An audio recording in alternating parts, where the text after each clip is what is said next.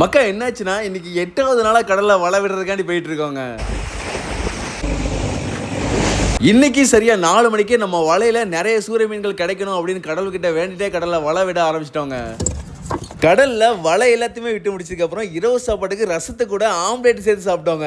இந்த இரவு சாப்பாட்டை எல்லாருமே ஒண்ணு சேர்ந்து கூட்டாஞ்சோரா சாப்பிட்டாங்க. சாப்பிட்டதுக்கு அப்புறம் நைட்டு 9 மணிக்கு ஒரு குட்டி தூக்கத்தை போட்டாச்சுங்க. ஒரு குட்டி தூக்கம் தூங்கினதுக்கு அப்புறம் இன்னைக்கு நைட்டு 12 மணிக்கு எந்திரிச்சு கடல்ல விட்ட வலையை பிடிக்க ஆரம்பிச்சிட்டோங்க.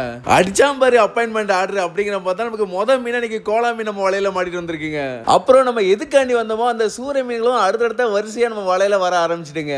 நம்ம கடைசியா 7வது நாளை கம்பேர் பண்ணும்போது இதுல சூரிய மீன்கள் கொஞ்சம் அதிகமாவே கிடைச்சிருக்கு. 100க்கு மேற்பட்ட சூரிய மீன்கள் கிடைச்சிருக்கு. அப்புறம் உயிரோட ஒரு பர்லா மீன் நம்ம வலையில மாட்டிட்டு வந்திருக்கான் பாத்தீங்களா. இவனை தான் காலையில் சாப்பாடுக்கு குழம்பு வச்சு சாப்பிட போறோம். இவனை அப்படியே பொரிச்சாலும் குழம்பு வச்சாலும் சுக்க வச்சாலும் சும்மா தாறுமாறா இருப்பாங்க. இனிமே இதுவரை பிடிச்ச மீன்கள் எல்லாத்தையுமே ஐஸ் அறைக்குள்ள வச்சதுக்கு அப்புறம் காலைல சாப்பாடு சாப்பிட ஆரம்பிச்சாச்சுங்க. இன்னைக்கு காலைல சாப்பாடுக்கு நம்ம போட்ல அந்த பர்லா மீனை குழம்பு வச்சிருந்தாங்க, பொரிச்சு வச்சிருந்தாங்க. கடல் தொழில் வந்து எவ்வளவுதான் கடினமா இருந்தாலும் இந்த மாதிரி ஒரு சாப்பாடு சாப்பிடும் போது அந்த கடினம் கஷ்டம் எல்லாமே பறந்து ஓடிருங்க. ஆழ்கடல்ல அதுவும் கடல் தாயோட தாளாட்டுல இப்பெல்லாம் ஒரு சாப்பாடு சாப்பிடுறது வராங்க. இனிமே அடுத்த இன்னொரு எபிசோட்ல பார்க்கலாம். பாய் மக்கா.